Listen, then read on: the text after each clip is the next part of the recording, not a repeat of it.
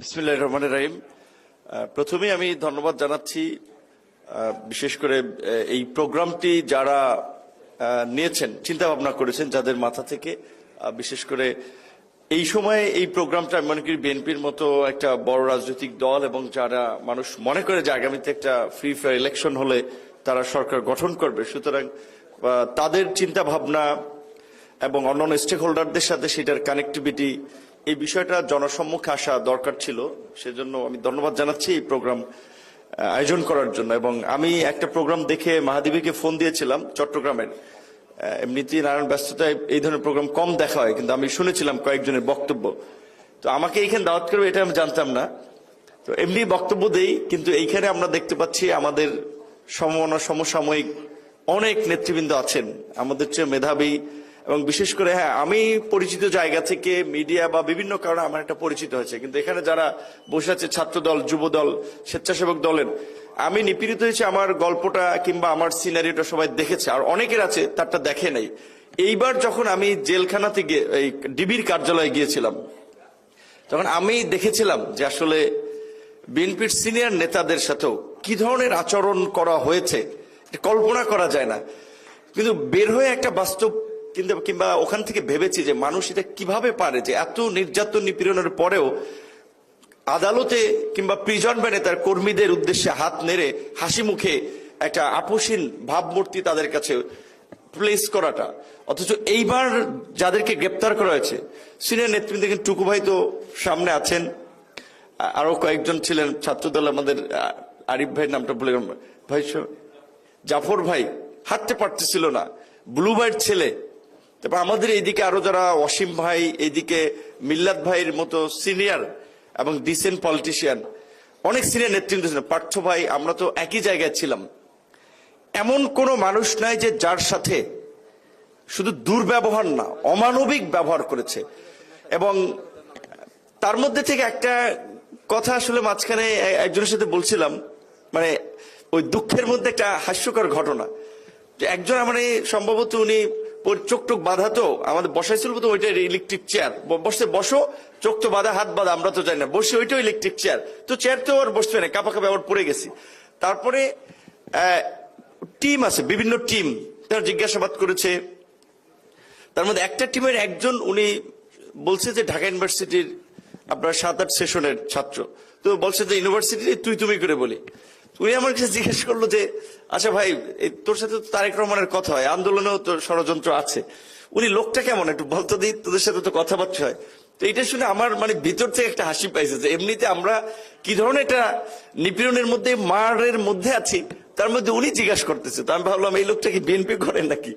তো যাই হোক, এই কথা বলার মধ্যে দিয়ে আজকের বিষয়ে কিছু কথা বলে শেষ করতে চাই, যেটি হচ্ছে যে আজকের যে আলোচনা, তারুণ্যের ভবিষ্যৎ ভাবনা, ভবিষ্যৎ বাংলাদেশ, এবং বিশেষ করে আজকের স্পেসিফিক বিষয় ছিল রাজনৈতিক অর্থনৈতিক মুক্তি নিয়ে আলোচনা সভা।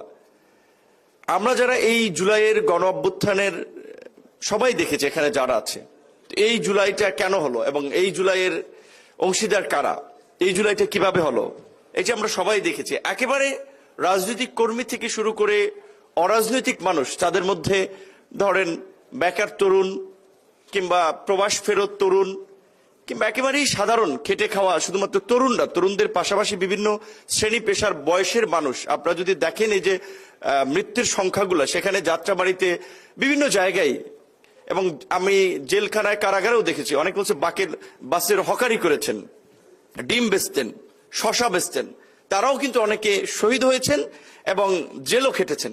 তো তার এই সব শ্রেণী পেশার মানুষ এইভাবে আসলে কিভাবে এইরকম একটা গণ অভ্যুত্থানে অংশীদার হলো, বিকজ দীর্ঘ 16 বছরের যে ধারাবাহিক অত্যাচার নির্যাতন, সেটা শুধুমাত্র রাজনৈতিক গণ্ডির মধ্যেই সীমাবদ্ধ ছিল না।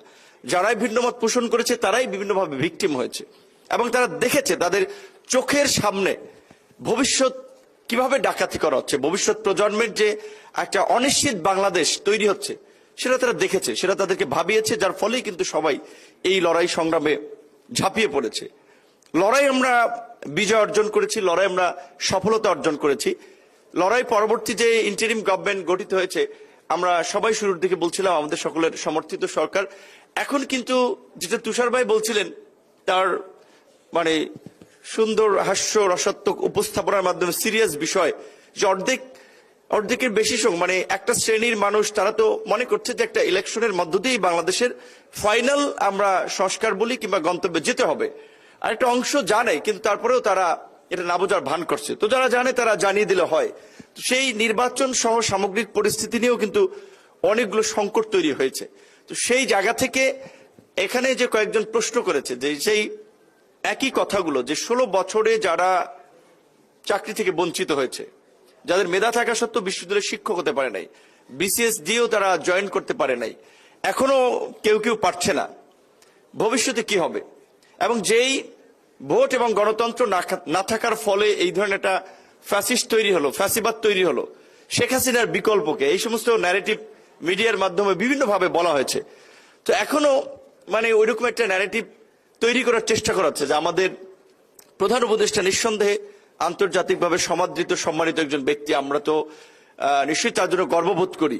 কিন্তু এইরকম কিন্তু একটা ন্যারেটিভ বাইরে সারা হচ্ছে বা তৈরি করা হচ্ছে যে তিনি যেভাবে এই মুহূর্তে দেশকে সামাল দিয়েছেন এইটা কারো পক্ষে সম্ভব না বা সম্ভব হতো না। বাংলাদেশের 53 বছরে আমাদের কোনো নোবেল লরিয়েট কিংবা প্রফেসর ইউনূসের মতো ব্যক্তি আসে নাই, রাষ্ট্র ক্ষমতায় ছিল না, কেয়ারটেকারের দায়িত্ব নেয় নেই। তো ওই সময় কি বাংলাদেশ চলেছে না? বাংলাদেশ কি একেবারে জাহান্নামে চলে গিয়েছিল? বা বাংলাদেশ একেবারেই একটা সংকটের মধ্যে থেকে আর উত্তীর্ণ হতে পারে নাই? পেরেছে। ভালো মানুষের লিডারশিপ আমরাও চাই, কিন্তু এই ন্যারেটিভগুলোর আসলে আমাদের জন্য আবার নতুন একটা শঙ্কা তৈরি করে যে আবার একটা ন্যারেটিভ তৈরি করা হচ্ছে কিনা যে বিকল্পকে ইলেকশন দিয়েই বা কি হবে। এবং রাজনীতিবিদদেরকে যেভাবে আমরা দেখতে পাচ্ছি চরিত্র হনন থেকে শুরু করে তাদের ক্যারেক্টার অ্যাসাসিনেশন করা হচ্ছে, এখানে বেশিরভাগই তো ছাত্র দল, যুব দল, স্বেচ্ছাসেবক দল, তাদের ভাইয়েরা।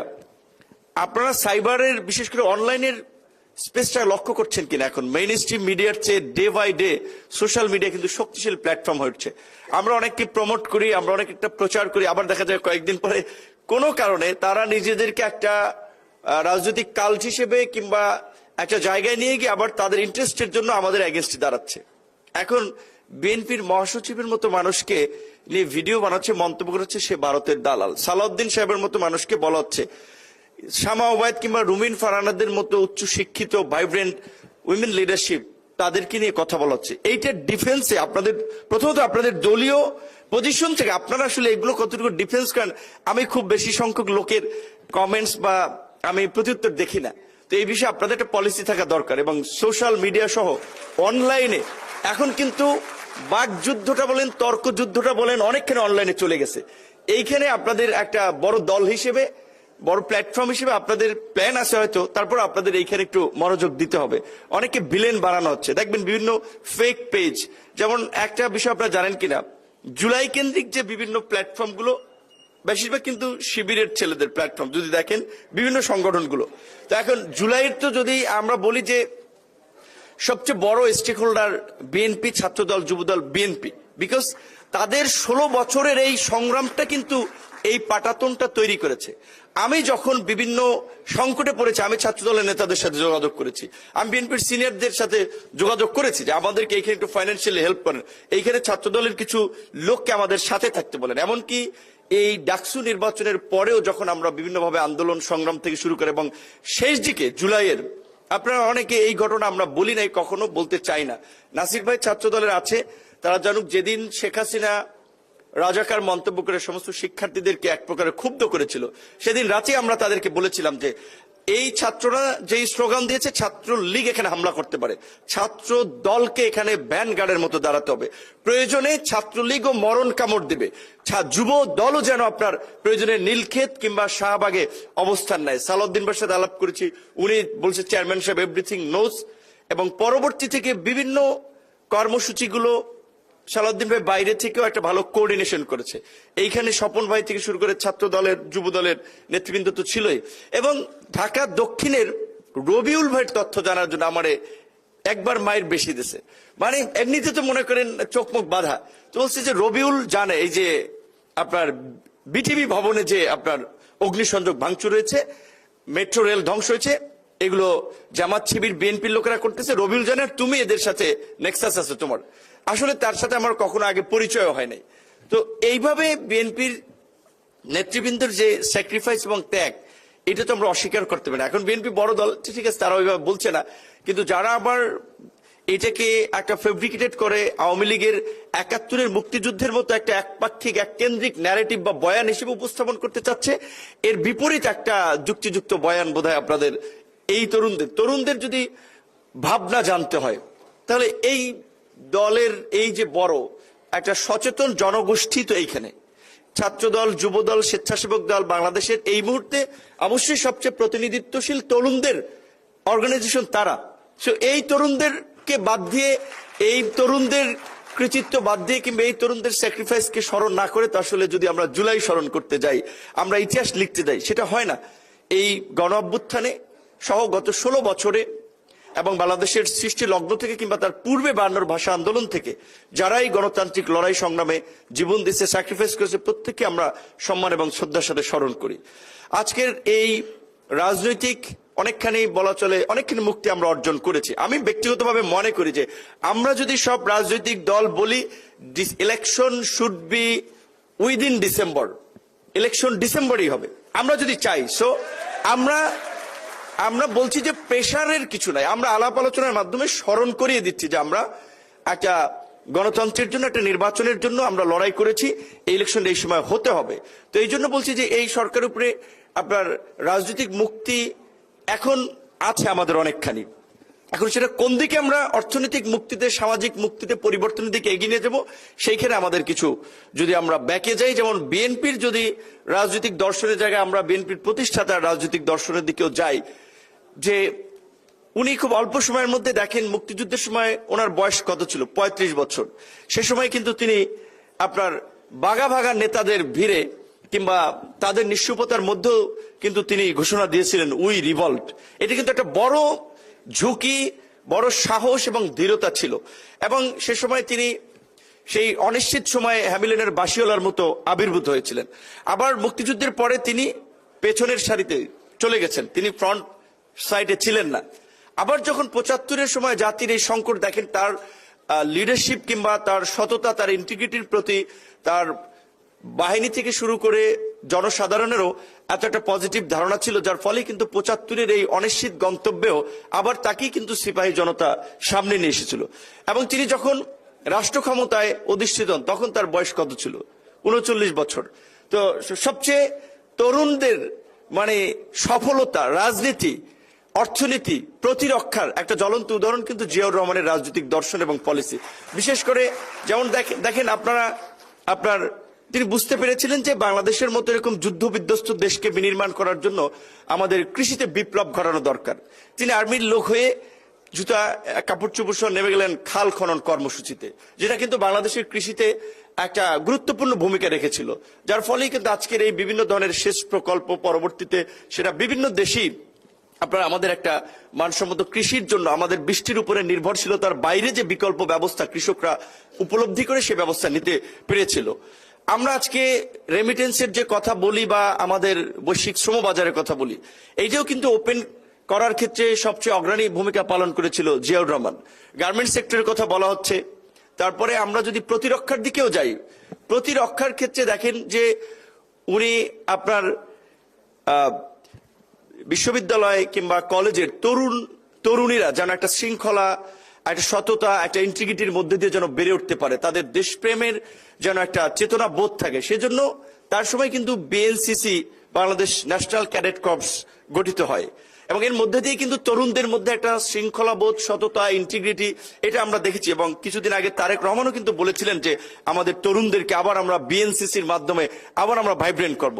তারপরে বিএনসিসির বাইরে যদি যান, যে আনসার বিডিপির যেটা ছিল এই সেন্ট্রাল বা কেন্দ্রীয় আপনার প্রতিরক্ষা বা কেন্দ্রীয় ভাবে প্রশিক্ষণের পাশাপাশি তরুণদেরকে, যুবকদেরকে গড়ে তোলার পাশাপাশি তিনি কিন্তু আনসার বিডিপির মাধ্যমে কিন্তু আঞ্চলিক পর্যায়ে পর্যন্ত কিন্তু তরুণদেরকে আপনার দেশের স্বাধীনতা, সার্বভৌমত্ব বলেন বা যেটা অনেকে বলছে যে গণপ্রতিরক্ষা, ওই আমি মনে করি যে কনসেপ্টের উপলব্ধির জায়গা থেকেই তিনি হয়তো আনসার বিডিপির ট্রেনিং বা তাদেরকে ওইভাবে প্রস্তুত করেছিলেন।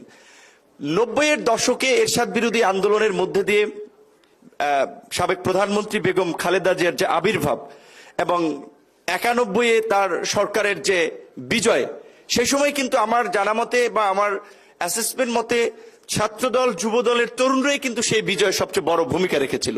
সো এই দলটা তো তরুণদের অংশগ্রহণ এবং তরুণদের সংগ্রামের মধ্যে দিয়েই কিন্তু আজকের এই জায়গায় এসেছে। এবং রাষ্ট্রীয় আমরা অর্থনৈতিক পলিসি কিংবা সামাজিক পরিবর্তন, নারীর ক্ষমতায়নের বেশ কিছু উদাহরণ এবং দৃষ্টান্ত আমরা জিয়াউর রহমান থেকে খালেদা জিয়ার সরকারেও দেখি। দেখেন 91-এর খালেদা জিয়ার সরকার এসে উপলব্ধি করতে পেরেছিল যে এখানকার গ্রামীণ, বিশেষ করে আমরা তো দারিদ্র্য সীমার এখনো যে আইএলওর হিসেবে বলা হচ্ছে আপনার বা ইন্টারন্যাশনাল বিশ্ব ব্যাংক যেটা বলছে যে 18 থেকে 20% দারিদ্র্যের হার বা আপনার মানুষ দারিদ্র্য সীমার নিচে বাস করে।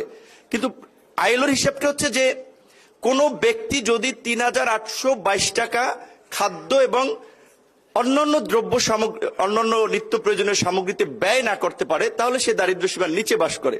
কিন্তু এখনকার বর্তমান প্রেক্ষাপটে 3800 টাকা দিয়ে একজন ব্যক্তি ব্যাচেলর লাইফ লিডও করতে পারে না, পরিবার তো দূরের কথা। তাহলে দারিদ্র্য সীমার নিচে বাস করা জনগোষ্ঠীর সংখ্যা হবে আমাদের আরো বেশি।